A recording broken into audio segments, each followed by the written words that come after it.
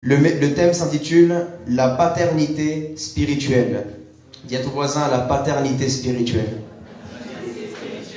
Qu'est-ce que c'est la paternité spirituelle? Alléluia. Alors, c'est un thème qui, on pourrait faire en dire beaucoup. Je vais enseigner ce thème avec l'aide de Dieu. Vraiment, je demande à Dieu de m'aider parce que ce sont des thèmes très profonds spirituellement, mais il est important que vous soyez enseignés dans la parole de Dieu. Alléluia. Amen.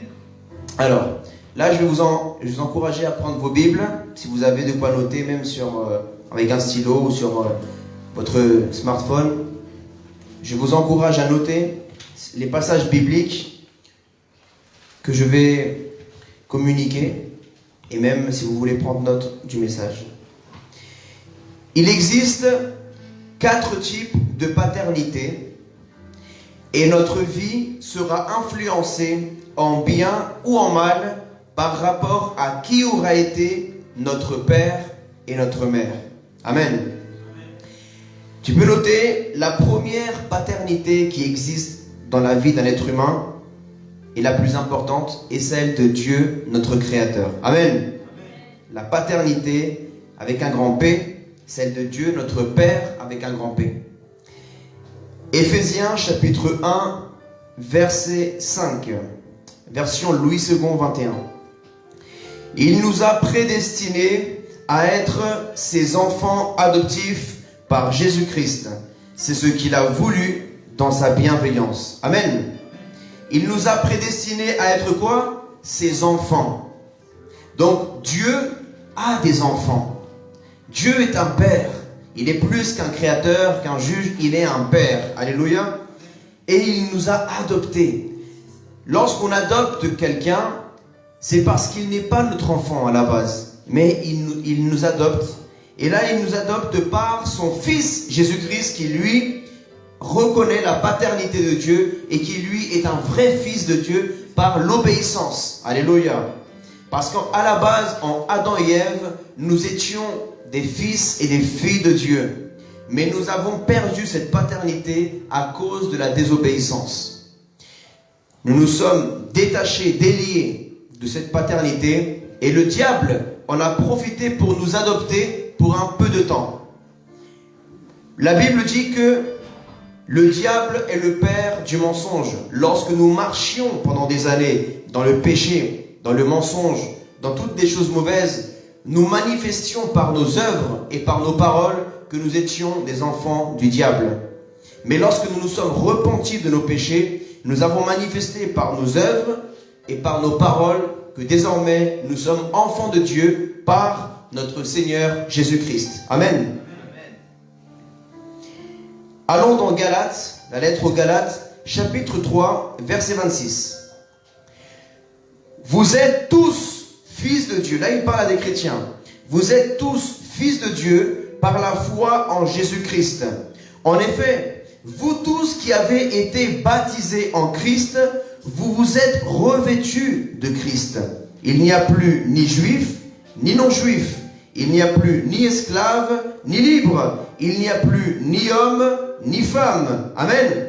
Il n'y a plus quoi? Ni homme, ni femme. Qui est venu abolir l'esclavage? Jésus. Il a dit, il n'y a plus ni libre, ni esclave. Si vous appartenez à Christ, vous êtes donc la descendance d'Abraham. Vous êtes héritier conformément à la promesse. Alléluia.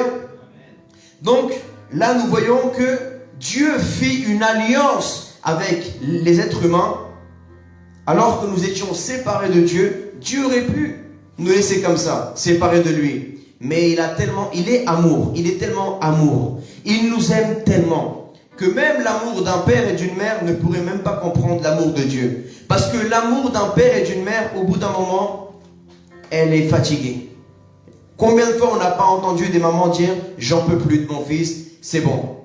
Faites ce que vous voulez avec lui. » Ou un père « Je veux plus savoir de lui. » À cause qu'il est tellement de fois parti en prison, fait des dégâts, fait du mal. L'amour de l'homme, l'amour de l'être humain est un amour limité. Et même si une mère ou un père aime de tout son cœur son enfant, ça reste un amour humain.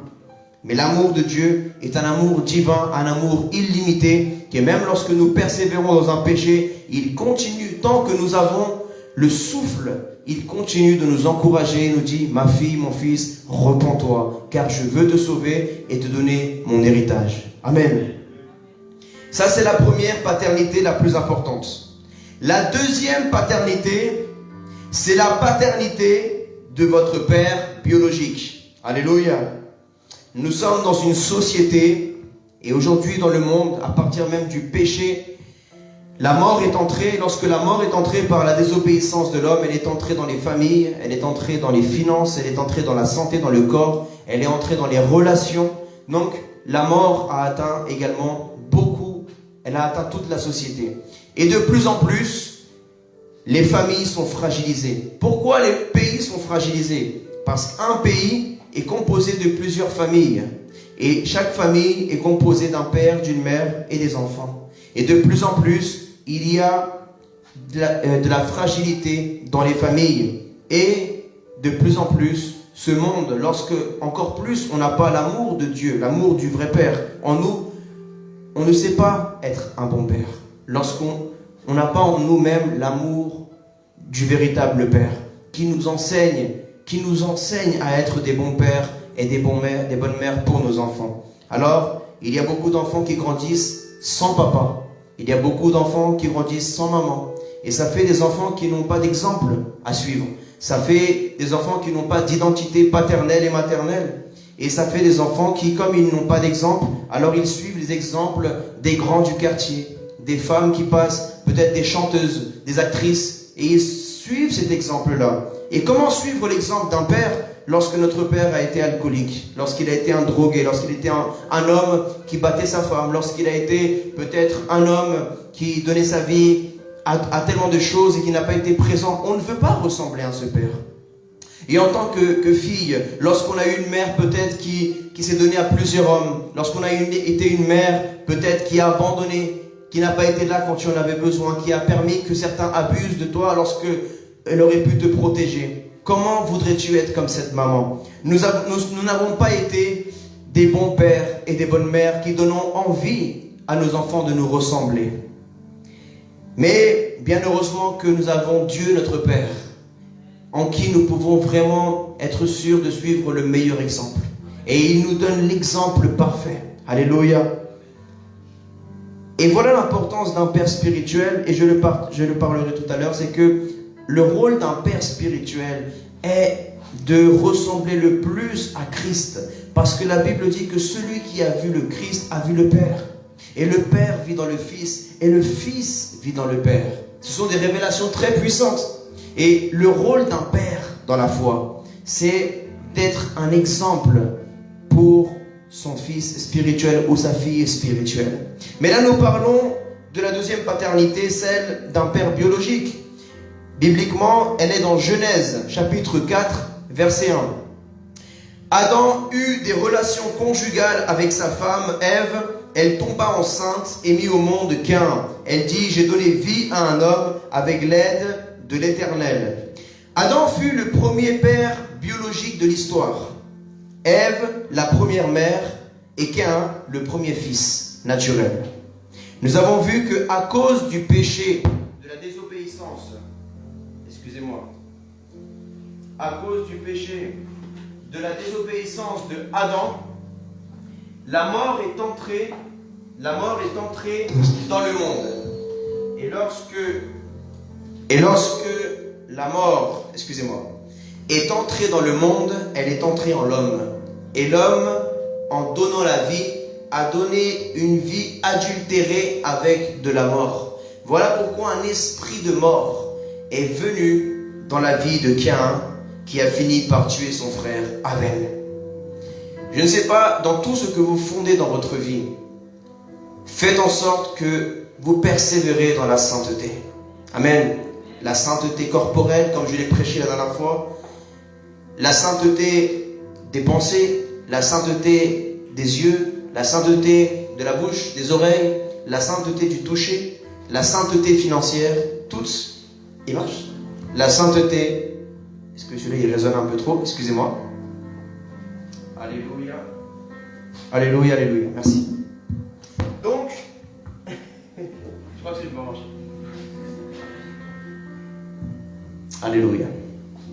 Donc, nous voyons par là que Adam lui-même ne fut pas un très bon exemple pour son fils. Lorsque Adam a chuté de la gloire de Dieu, sa vie a changé, son apparence a changé, et nous ne savons pas comment était sa relation conjugale avec Ève. Nous ne savons pas ce qui s'est passé, qu'est-ce qui a pu se passer dans l'enfance de Caïn. Comment Adam et Ève ont éduqué leurs enfants, de telle sorte, que s'est-il passé dans la vie de Caïn? Que s'est-il passé dans l'éducation de Adam et de Ève pour que Caïn devienne un meurtrier? Que s'est-il passé?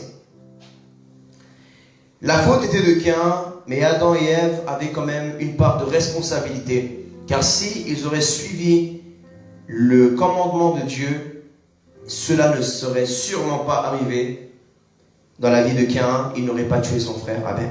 Amen. Donc là, nous voyons l'importance du rôle que joue la paternité et la maternité dans la vie d'un enfant. L'importance que toi, en tant que père et que mère, ton rôle a à jouer dans la vie de ton enfant. Tu peux vraiment changer la vie de tes enfants. Car la Bible dit que si tu éduques tes enfants dans le chemin de l'Éternel, même quand ils grandiront, ils ne s'en éloigneront pas.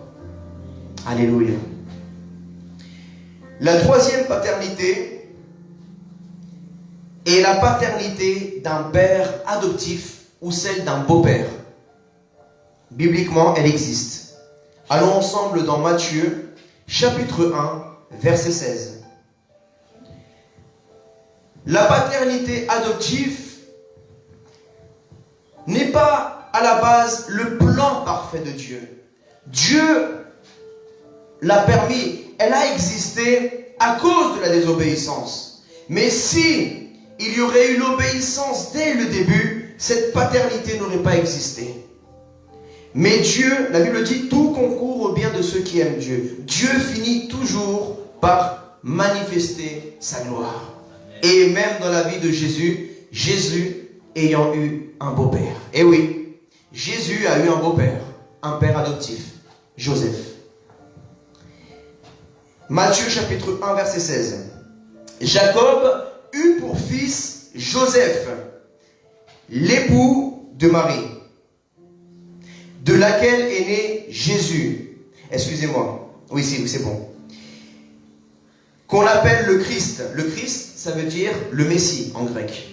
Quand on dit Jésus-Christ, on est en train de dire Jésus le Messie.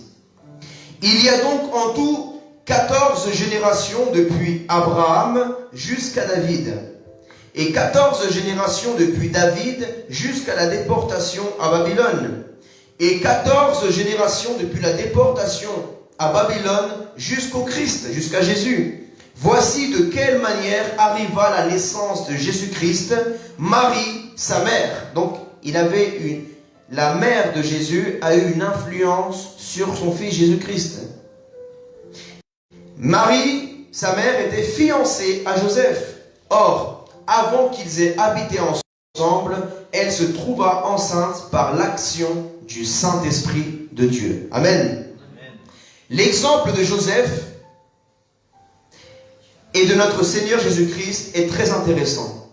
Car Jésus est fils de Dieu par le Saint-Esprit de Dieu. Mais il est fils de l'homme par Marie, sa mère. Jésus est descendant d'Abraham par Joseph, son beau-père. Une connaissance, Jésus est de son beau-père, cela veut dire que les 4 types de paternité transmettent un héritage différent les uns des autres. Par exemple, Jésus a hérité de la connaissance du métier de charpentier par son beau-père, Joseph. Une connaissance ou une fonction sont aussi un héritage dans la vie d'un homme ou d'une femme. Vous savez, quand parfois on transmet de génération, que tu es boulanger de génération en génération, certains sont peintres, certains sont sportifs, certains sont marins, certains sont aviateurs. Voilà, de génération en génération. On peut transmettre une connaissance, on peut transmettre l'onction, on peut transmettre des richesses, on peut transmettre des biens, on peut transmettre par un héritage. Mais on un héritage uniquement ceux qui sont appelés fils et filles. Amen. Si tu n'as pas reconnu la paternité de cet homme dans ta vie, tu n'auras pas l'héritage. Si tu n'as pas reconnu la maternité de cette femme qui est ta maman dans ta vie, tu n'as pas d'héritage.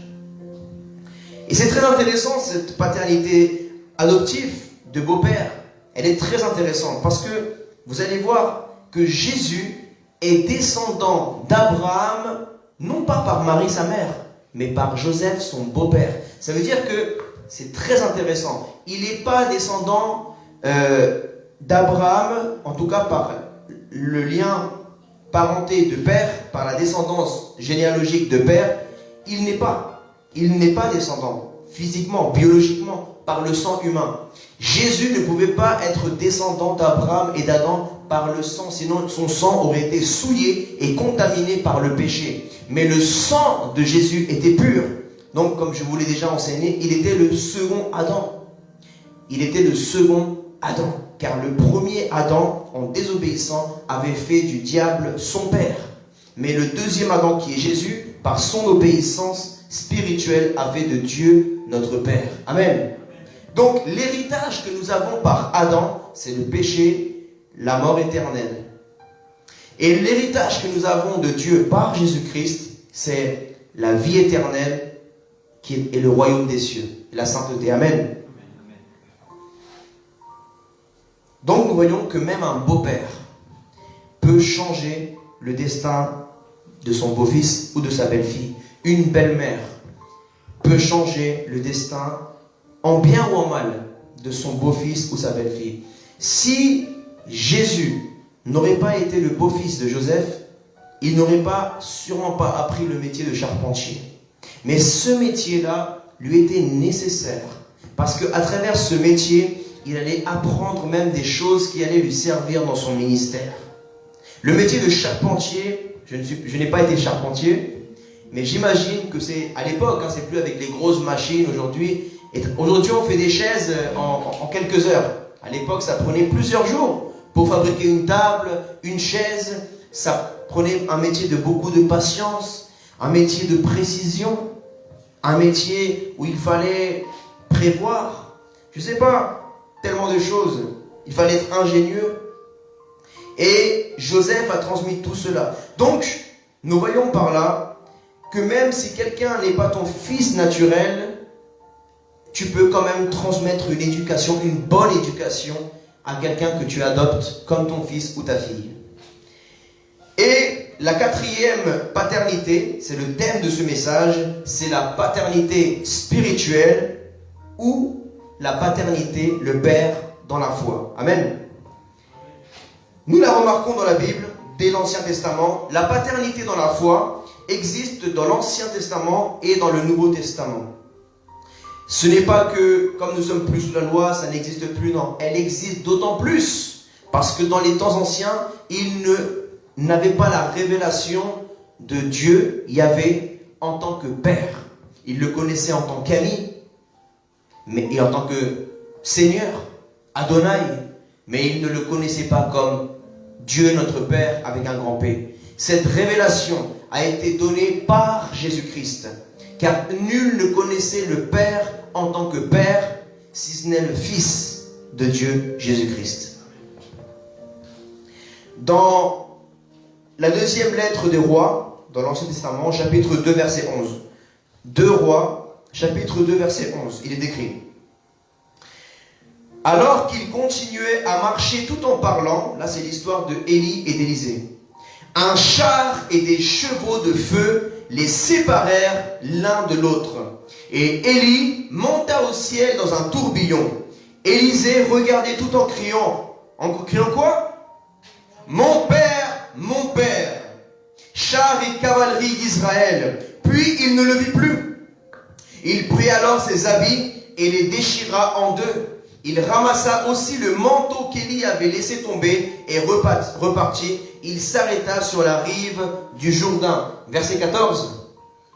Il prit le manteau qu'Élie avait laissé tomber et il en frappa les eaux. Il prit quoi? Le manteau. Le manteau qu'Élie avait laissé tomber. Et il en frappa les eaux, et il dit, où est l'Éternel, le Dieu d'Élie? Lui aussi, il frappa les eaux qui se partagèrent, ça et là, et Élie passa. La même onction de son père avec un petit p, de son père dans la foi, ou de son père spirituel. Élisée a réussi à avoir le manteau d'Élie, parce qu'il a honoré la vie de son père spirituel. Il l'a reconnu comme son père dans la foi, et comme il a honoré, il a reçu l'onction qu'il a honorée. Amen. Quand tu déshonores une onction, tu ne reçois pas l'onction. L'onction, c'est la présence de Dieu. Aujourd'hui, par exemple, je vais le développer encore plus.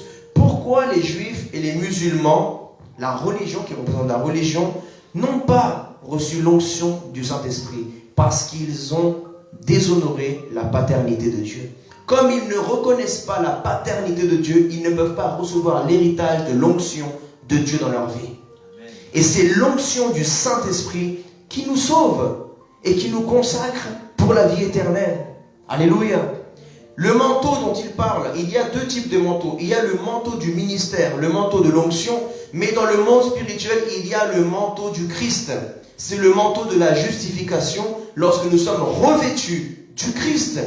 Car le manteau de Adam est un manteau de honte, un manteau de mort. Mais le manteau de Jésus-Christ est un manteau de sainteté, un manteau d'obéissance et de vie. Alléluia. Acclame le Seigneur Jésus-Christ. Vous savez pourquoi Élisée fut un des hommes les plus utilisés, prophétiquement, même dans les miracles de l'Ancien Testament?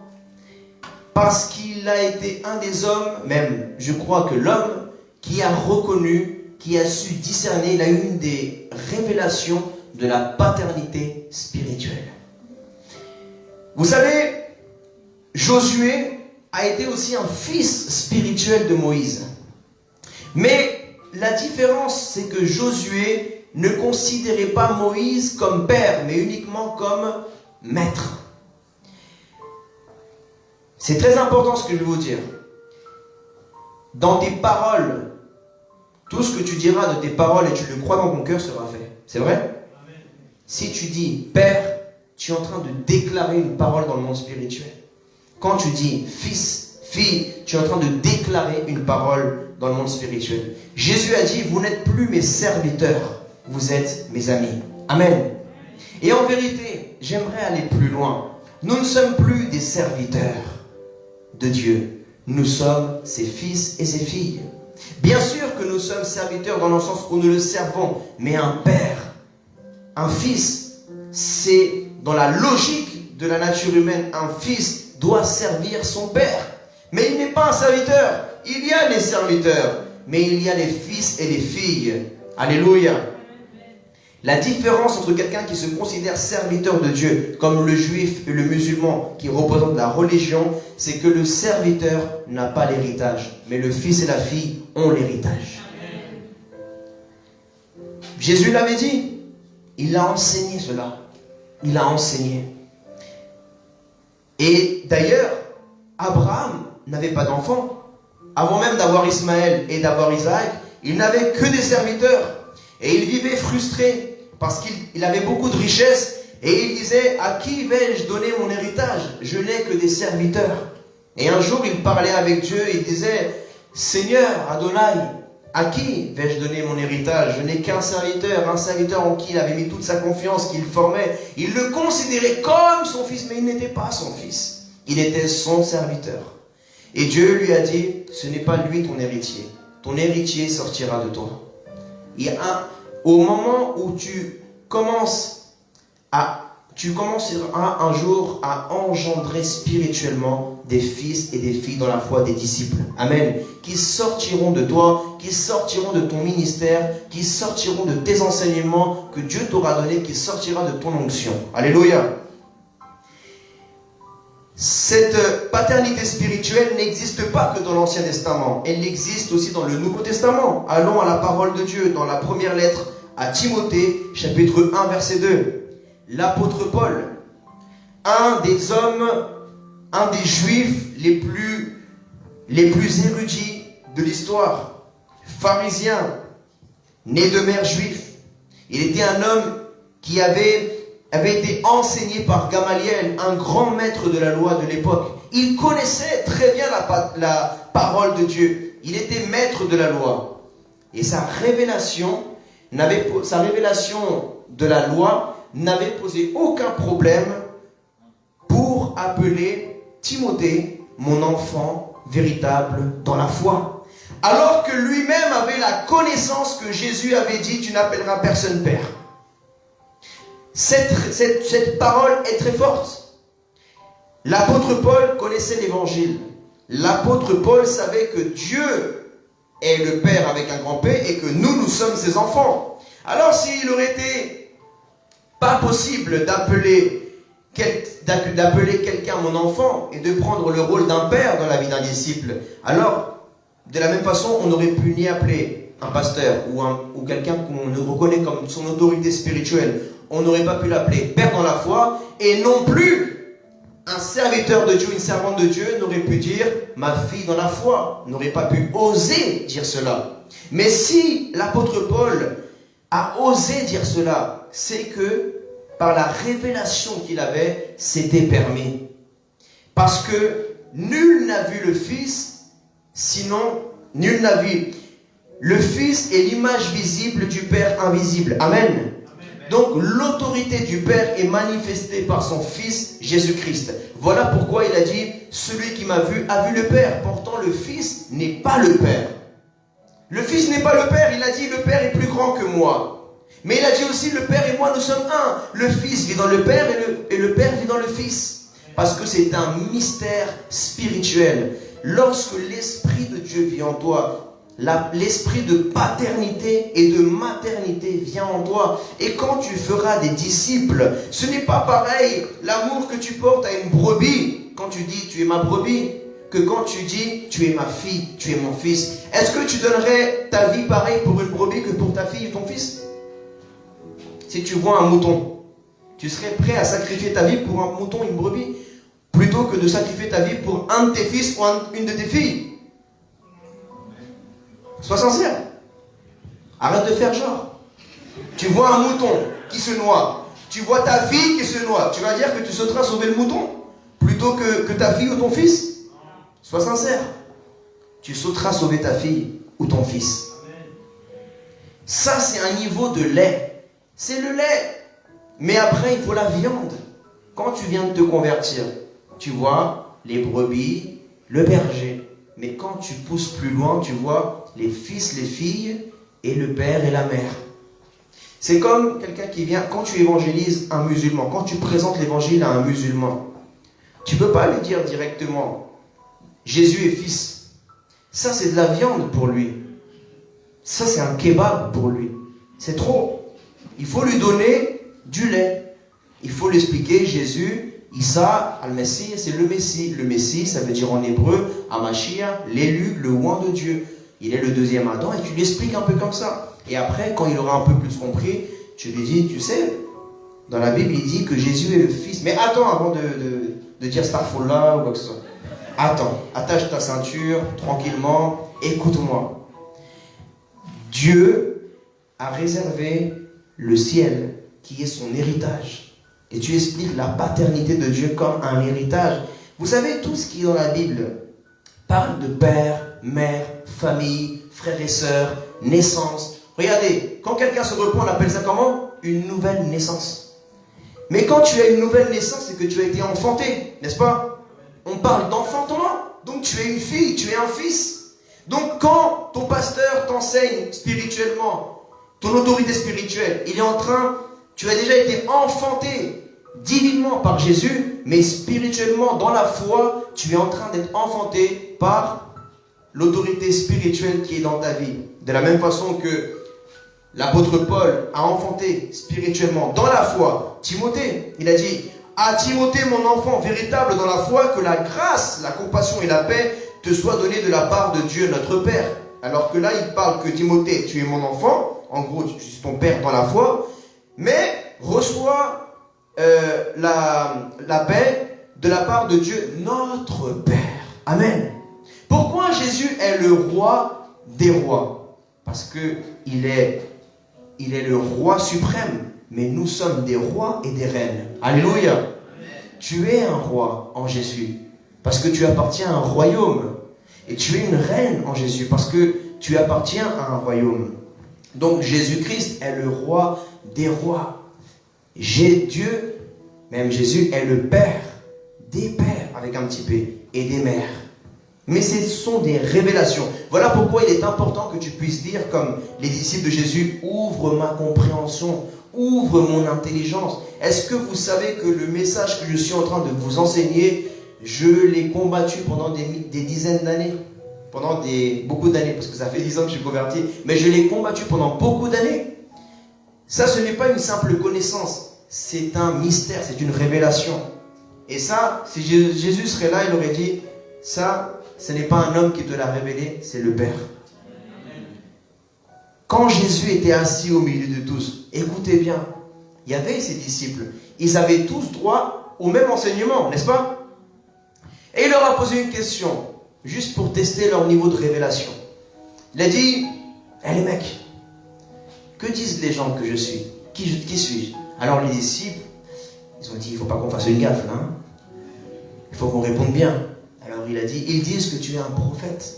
L'autre il dit, ils disent que tu es Jean-Baptiste, ils disent que tu es ça. Il dit, et vous? Qui suis-je pour vous? Waouh, là ils ont dit, aïe aïe aïe, qu'est-ce qu'on dit là? Ils nous enseignent depuis quelques années. Si on répond mal, ça veut dire qu'on n'a rien compris, qu'on était étourdis, qu'on allait à l'église et on faisait semblant, amen, amen, mais on n'avait rien compris. Et là, ils ont commencé à faire genre. Et là, Pierre, qui était Pierre? Pierre, c'était un homme que si on regarde parmi les disciples, après Judas, celui qui a fait le plus d'erreurs, c'est Pierre. Mais pourtant, Pierre, il aimait Jésus, il a vu une révélation que Dieu le Père lui avait révélée. Il a dit, moi je sais qui tu es. Tu es le Fils de Dieu. Il a dit, Pierre, ça, ce n'est pas un homme qui te l'a enseigné. Ça vient du Père. Ça veut dire que nous, les enseignements que nous avons reçus sur cette terre, c'est très bien la théologie et tout ça. Mais le plus important, c'est les révélations du Saint-Esprit de Dieu. Amen. Ce sont les révélations. Regardez dans l'histoire. La Bible, beaucoup de personnes l'ont eue. Dans le milieu orthodoxe, dans le milieu catholique, dans le milieu protestant. Et pourtant, ce n'est que là, il y a à peine un siècle et demi, que nous pouvons parler des réveils du Saint-Esprit. Regardez les prédicateurs qui ont existé, les prédicateurs anglais qui furent les premiers à adopter le protestantisme. Lorsqu'on parle de protestantisme, nous voyons là qu'ils protestaient car ils voulaient avoir la connaissance de la parole de Dieu. En leur langue, ils voulaient la lire. Et donc, ils protestaient pour cela. Qu'ils ne reconnaissaient aucune autorité au-delà, égale ni à Dieu, ni au Fils de Dieu. Que Jésus, il disait qu'il est mort et ressuscité pour le pardon de nos péchés et que nous ne sommes pas sauvés par de l'argent, qu'il n'y a pas de purgatoire, mais qu'il n'y a que le ciel et l'enfer. Voilà la foi protestante. Alors, ces hommes-là furent des grands missionnaires anglais qui évangélisèrent le monde. Ils avaient une grande lumière de la parole de Dieu. Ils avaient une grande révélation. Pourtant, si vous voyez les enseignements de John Wesley, de Charles Spurgeon, de John Stott, beaucoup de grands prédicateurs, ils parlaient beaucoup de la parole du Fils du Père, mais le Saint-Esprit, c'était encore flou pour eux. Il y a peu d'enseignements, si on parle des années 1700, 1800, il y a peu d'enseignements sur la révélation de la personne du Saint-Esprit. C'est à peine il y a un siècle et demi que cette révélation est venue au niveau mondial. Que le Saint-Esprit est une personne qui a des sentiments, quand on parle que le Saint-Esprit est attristé. Et pendant beaucoup d'années, les gens croyaient que l'Esprit de Dieu était une force. Mais cette révélation a été révélée il n'y a pas si longtemps que ça.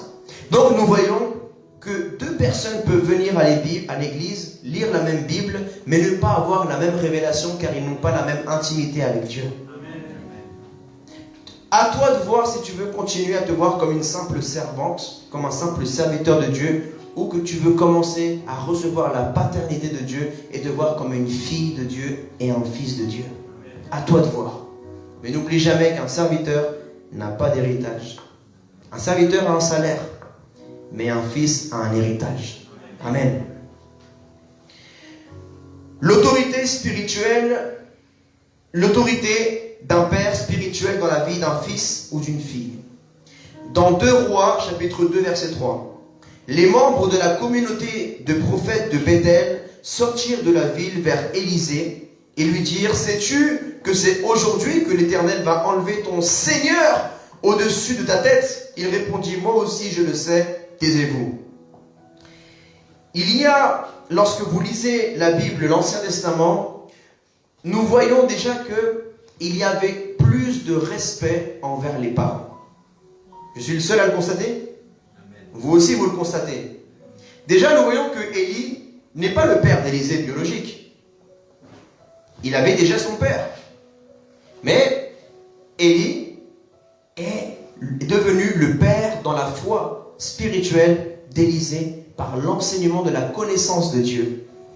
Et là nous remarquons que d'autres prophètes sont venus pour charrier, pour embêter, pour taquiner Élisée. Ils étaient méchants d'ailleurs. Parce qu'eux aussi avaient reçu que Dieu allait enlever le prophète Élie. Et il y avait, nous voyons, de la jalousie entre prophètes. Au lieu d'être contents, ils se réunirent, oh, on va honorer le prophète Élie, on va faire une réunion ensemble, on va passer un moment avec lui. Non, il y avait des rivalités ministérielles, il y avait des choses qui n'étaient pas à la gloire de Dieu. Et là, il dit: sais-tu aujourd'hui que l'Éternel va enlever ton Seigneur au-dessus de ta tête? Qu'est-ce qu'ils étaient en train de faire, en train de le taquiner? Et Élisée, il aurait pu dire: hé, arrête, c'est pas mon Seigneur. Pourquoi Élisée n'a pas dit ça? Parce que on emploie le mot Seigneur en signe d'autorité. Regardez comment Sarah appelait Abraham mon Seigneur. Je ne dis pas que tu vas appeler ton mari mon Seigneur. Je ne dis pas que tu vas rentrer, tu vas dire: hé, chérie, la Bible dit tu dois m'appeler mon Seigneur, parce que Sarah, elle a appelé Abraham Seigneur. Non, c'est pas ça que je veux dire. Vous savez en espagnol comment on répond à sa mère? Si señora. Si señor. Moi, je ne sais pas comment on répond en France, mais en France, je vais vous dire la vérité, il y a un esprit d'insoumission. Il y a un esprit de rébellion. C'est même un des seuls pays du monde où on permet qu'il y ait un parti politique qui s'appelle les Insoumis. Tu verras jamais ça au Venezuela, tu verras jamais ça en Russie. Un pays où on encourage la désobéissance et l'esprit de rébellion. C'est la France, le premier pays où il y avait une monarchie, où ils ont décapité leur roi et leur reine. La France est un pays spirituellement qui ne reconnaît pas la royauté. Et elle se manifeste spirituellement, même par rapport à l'évangélisation et la vie spirituelle. Ils rejettent Jésus en tant que roi. Jésus est la tête de l'Église. Et ils veulent couper la tête à l'Église de Dieu. Comme ils l'ont fait avec leur reine Elisabeth ou Marguerite, je ne sais pas comment ils s'appelaient. Marguerite, comment ils s'appelaient? Elisabeth, voilà. Pas Elisabeth, celle-là, hein, une autre. Pas celle de Dylan. Elle a la tête sur les épaules, ça va. Alors, nous voyons là que quand il disait ton Seigneur, ça veut dire qu'il le voyait comme qu'il était fils, mais un fils sert. Que dit Jésus? Est-ce qu'il a dit: je suis venu pour être servi? Il a dit quoi? Ah, je suis venu pour servir. Et pourtant il a dit: je suis fils de Dieu. Mais un fils est dans le service. Il n'est pas un serviteur comme les autres. Parce que celui qui se considère uniquement serviteur, il n'a pas le statut de fils et de fille. Il ne se reconnaît pas. Il ne peut pas rentrer dans la chambre du roi comme ça. Or que le fils, il peut servir, mais il peut débouler à n'importe quel moment dans la chambre du roi. Parce que c'est le fils du roi, c'est la fille du roi. Pourquoi tu crois que tu peux rentrer à n'importe quel moment dans la présence de Dieu? Parce que tu es une fille de Dieu. Tu es une fille du roi et tu es un fils du roi. Personne ne peut faire ça. La religion juive et musulmane ne te permet pas spirituellement d'entrer dans la présence de Dieu parce que le roi ne laisse pas entrer quelqu'un qui n'est pas de son sang royal. Son sang royal. Un musulman, un juif peuvent prier. Mais je vous assure que spirituellement, ils n'entrent pas dans la présence de Dieu. Car on entre dans la présence du Père uniquement par son Fils. Nul ne vient au Père s'il ne passe par son Fils. Il n'a pas dit nul ne vient au Père s'il ne passe par Mohamed. Il n'a pas dit nul ne vient au Père s'il ne passe par Moïse. Non. Parce que si tu passes par Mohamed ou par Moïse, tu passes par la loi. Tu passes par la loi. Et la conséquence de la loi, c'est la mort. C'est vrai, regardez la loi. Fais pas ci, sinon tu meurs. Celui qui mentira, il sera tué. Celui qui fera ci, il sera tué. La loi, c'est la mort. Mais celui qui passe par la grâce et le sacrifice de Jésus-Christ, celui-là, il n'a plus de voile devant lui, de rideau, qui l'empêche de rentrer dans le lieu très saint, qui est la présence du roi des rois, notre Seigneur Jésus-Christ. Amen. En dehors de Jésus-Christ et de ses disciples, l'histoire d'Élie et d'Élisée sont les seuls répertoriés dans la Bible où un disciple reçoit la double portion de l'esprit de son maître, car ils ont compris le mystère puissant de la révélation entre père et fils spirituel, entre mère spirituelle et fille spirituelle. Mais maintenant, à toi de voir où tu veux rester et qui tu veux devenir et où tu veux avancer. Si tu veux perdre des portions, si tu veux rater des révélations et des choses que Dieu veut apporter dans ta vie, c'est à toi. Mais si tu veux recevoir tout l'héritage que Dieu a pour toi, commence à te comporter comme une fille, et comme un fils. Alléluia. Tu recevras l'onction que tu honores. Je vous dis personnellement, depuis que j'ai reconnu mon pasteur comme mon père spirituel, mon père dans la foi, mon ministère a changé. Je vous le dis clairement. Parce que j'ai accepté, j'ai mis de côté mon raisonnement humain, mon intelligence humaine, de côté mes connaissances. Comme l'apôtre Paul, il a mis tout ça à la poubelle en tant que juif religieux qui se disait qu'il était serviteur de Adonai. Adonai veut dire Seigneur en hébreu. Et maintenant, il a dit, maintenant je ne suis plus un serviteur d'Adonai, maintenant je le dis Abba, Abba. L'esprit d'adoption qui te fait dire Abba, ça veut dire Père. Il a beaucoup parlé du Saint-Esprit. Donc, ma vie, je vous dis, mon ministère est allé à une autre dimension, dans l'enseignement, dans l'onction apostolique, dans tellement de choses, dans l'autorité spirituelle, lorsque j'ai reconnu la paternité de mon Père dans la foi, de mon Père spirituel, de mon pasteur. Alléluia. Et pourtant, je suis comme vous. J'ai grandi en France. Je sais que beaucoup de fois, il y a des choses que nous avons en nous, c'est la culture. La culture, ah mais c'est pas ma culture. C'est pas ma culture. Oui, mais à un moment, il faut la culture du royaume. Amen. Il faut la culture du royaume de Dieu. Il est vrai que la culture africaine est différente de la culture d'Amérique latine. Et la culture d'Asie est différente de celle d'Europe. Vous savez quelle est l'église la plus grande du monde? Je parle de l'église locale. Elle est en Asie. Les Asiatiques sont tellement obéissants et soumis. Voilà pourquoi ils arrachent des bénédictions dans les églises, dans la prière. Même Africains réunis avec Européens, ils ne tiennent pas contre un Asiatique en train de prier. Vous n'avez jamais vu un Chinois en train de prier ou un Coréen, un Sud-Coréen. Ce sont des machines à prier. Il y a le témoignage de Yonggi Cho, qui maintenant n'est plus pasteur de son église, mais il a laissé, je ne sais plus si à son fils ou à son fils spirituel en tout cas. Le matin, quand ils faisaient des croisades, ils allaient dans les montagnes et ils avaient construit des petites cabines et ils priaient. Ils se tournaient. Chacun son tour dans la prière. Ce sont des hommes et des femmes de prière.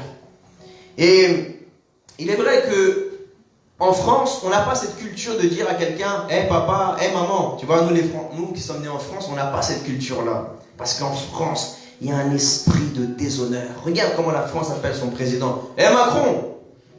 Comme si le président Emmanuel Macron, c'était leur pote. « Hé Manu !» Je suis sûr qu'à BFM TV, ils sont capables de dire « Bon Manu, aujourd'hui, c'est présenté à l'Élysée ». Non. Regarde ce déshonneur. Ils n'honorent même pas leur président. Mais ils honorent les autres présidents d'autres pays. C'est un déshonneur. Il faut que tu apprennes à honorer d'abord ta mère et ton père biologique. Amen. Amen. Dis à ton voisin, honore ta mère et ton père. Honorer, c'est un mot qui englobe beaucoup d'actions. Englober, ça veut dire englober. Honorer, ça veut dire respecter. Dans les actes, dans les paroles, dans tes actions. Donner du temps à la personne que tu honores. Quand tu honores ta femme, tu donnes du temps à ta femme, tu la respectes. Quand tu honores ton mari, tu le respectes, tu donnes du temps. Honorer aussi, financièrement. Comment dis-tu, j'investis dans des prospectus, t'invites jamais ta mère à boire un petit café.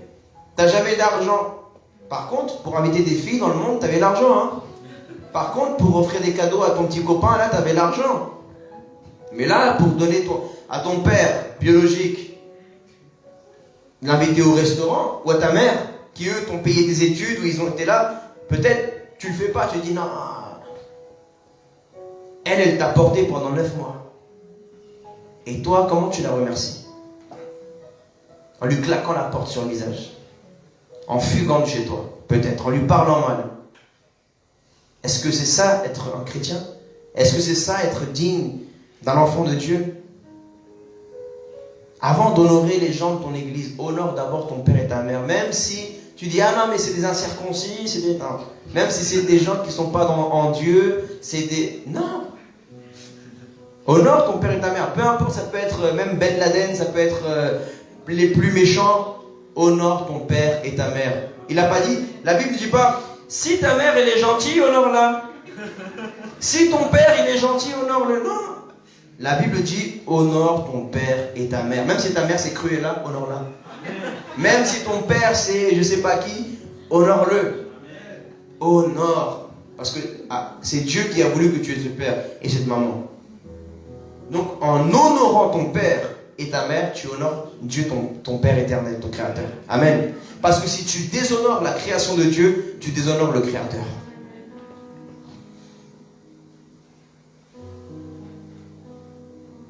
L'onction vient de Dieu, mais elle coule d'abord dans la vie d'un prophète ou un prêtre sacrificateur. Je parle là de l'Ancien Testament. Comme Aaron, par exemple, l'onction coule dans la tête d'Aaron et après elle coule sur ses descendants naturels et spirituels. Il y a 2 descendances dans la vie d'un père et d'une mère. La descendance naturelle et la descendance surnaturelle. La descendance physique et la descendance spirituelle. Vous me suivez? Là, on va parler d'Abraham.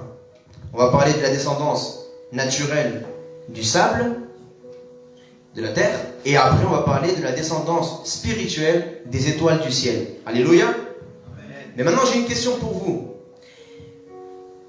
Et ça, je l'ai enseigné il y a déjà quelques semaines en arrière, mais je vais reparler de cela parce que ce sont les fondements de Jésus mon refuge et de notre foi. Est-ce qu'une femme peut être mère spirituelle? Oui. Pourquoi? Je vais vous expliquer pourquoi.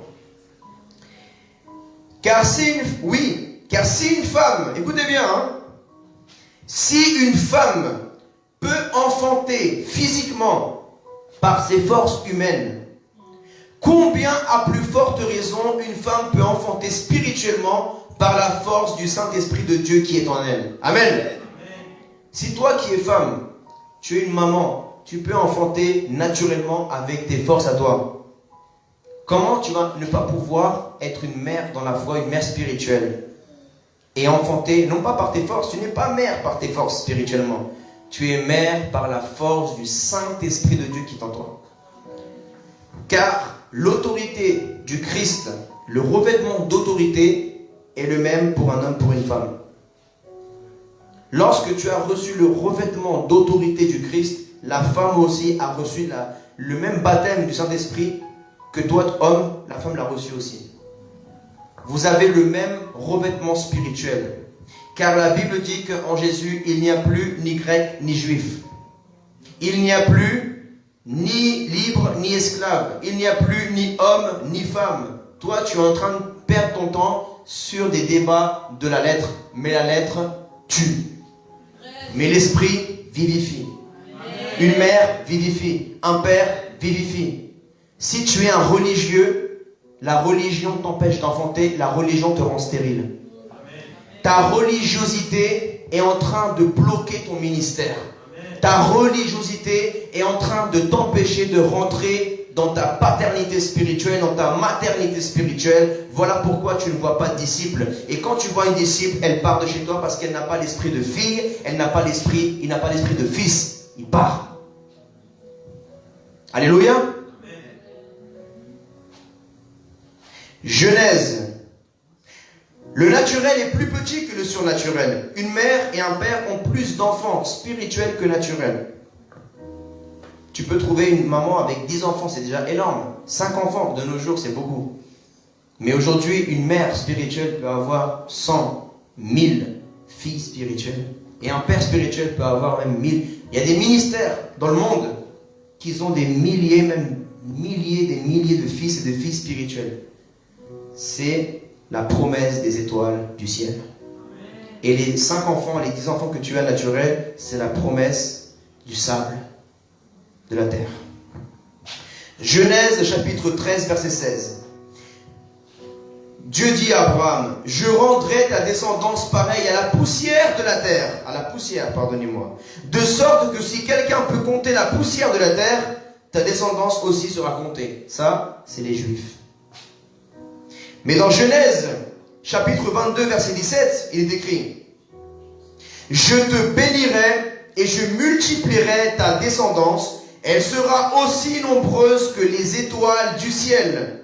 Là, on parle des chrétiens.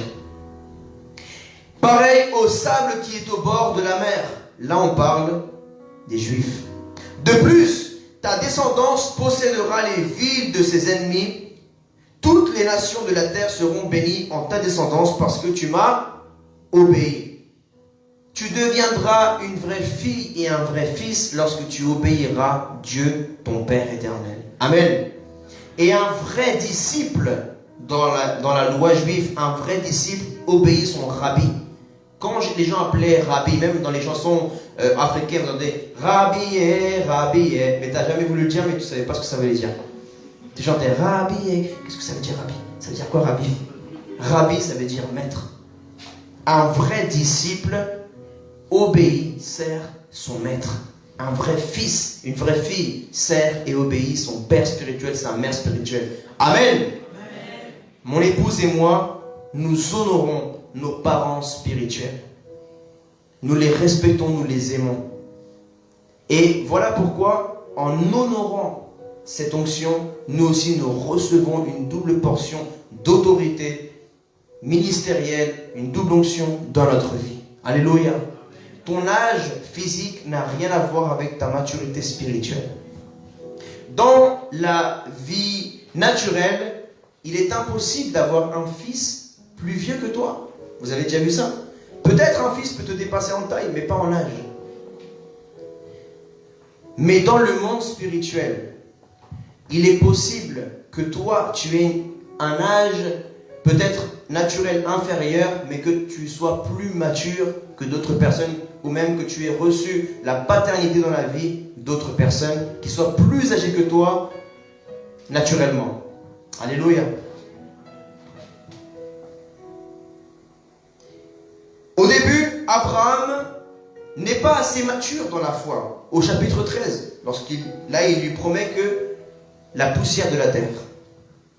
Mais après, pour que Dieu lui parle de descendance, il est de descendance spirituelle. Il n'est pas encore assez mature. Ça veut dire que toi, peut-être certains d'entre vous voulez vous convertir et là c'est un peu du charabia pour vous. Vous dites comme moi à l'époque, non, c'est de la manipulation, c'est du contrôle, patati patata, parce qu'on est encore dans la religion. Vous savez que les enseignements que je suis en train de vous prêcher, c'est les enseignements que moi-même j'ai le plus combattu. La dîme, l'offrande, dans mon cœur, je ne comprenais pas. Les pères et mères disaient non, en toute sincérité, ça c'est en Amérique latine, c'est en Afrique, ici c'est la France. C'est quoi papa, maman et tout? Non, il n'y a pas ça ici, tonton, tata. Ici, il n'y a pas ça. Ici, tu appelles pasteur. Mais vous savez que même en France, là, il y a tellement de religions. Ils ne reconnaissent même pas l'apôtre, le prophète, l'enseignant. Tout le monde est pasteur. Tout le monde, il est évangéliste. Si tu n'es pas pasteur, tu es évangéliste. Sinon, tu n'as aucun ministère. Or que la Bible nous parle du ministère apostolique. Alléluia. Il faut que Dieu est en train de faire des choses en France. Dieu est en train de faire des choses en France. Il est en train d'enseigner, non pas par la lettre qui tue, mais par l'esprit qui vivifie. Amen. Parce qu'en Dieu, il n'y a plus de Français, d'Africains, de Latinos, d'Américains, d'Asiatiques. En Dieu, nous sommes tous un en Jésus-Christ. Amen. Un. Donc, une seule culture, la culture du ciel, du royaume de Dieu.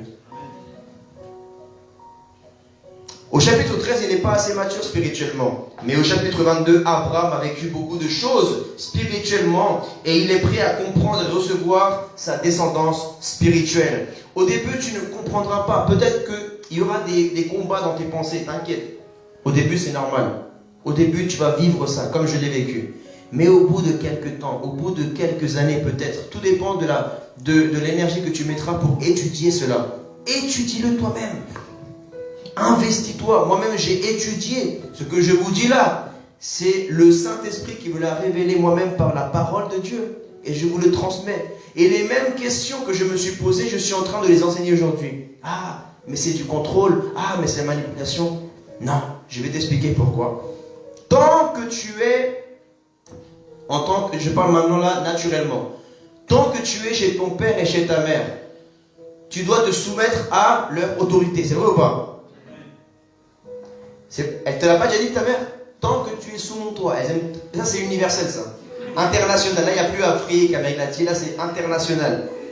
Tu peux le traduire en toutes les langues. Mientras viva bajo mi techo. Tant que tu vis sous mon toit. Ching chang chong chang chang chang. Dans toutes les langues, les mamans elles ont la même phrase.